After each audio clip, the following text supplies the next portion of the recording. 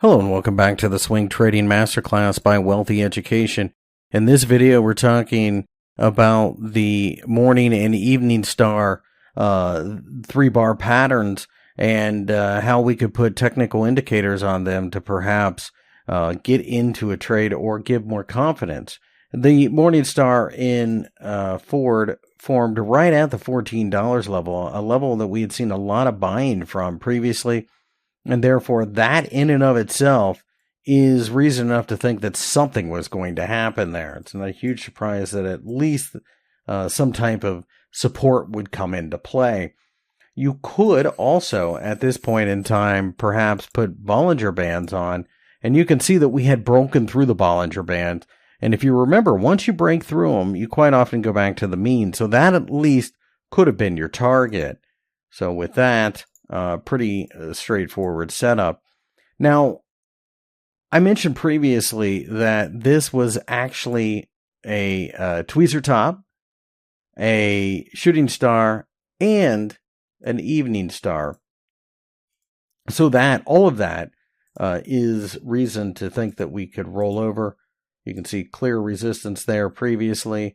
Let's go ahead and put the MACD on. Let's see what we get here, because it should cross, and it does cross there. It's not the strongest signal because we were relatively flat. MACD does tend to do better with wider swings than this. We were clearly in a range. So that's something to pay attention to.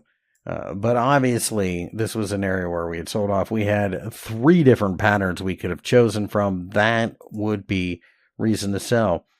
Now here, 220 and the Ethereum 1 hour chart formed a hammer, formed this morning star. So again, let's try with the morning star. Let's try the Bollinger Band. And you can see we broke down through here. We rallied up towards the median and actually hit the other side of the Bollinger. So that was even better.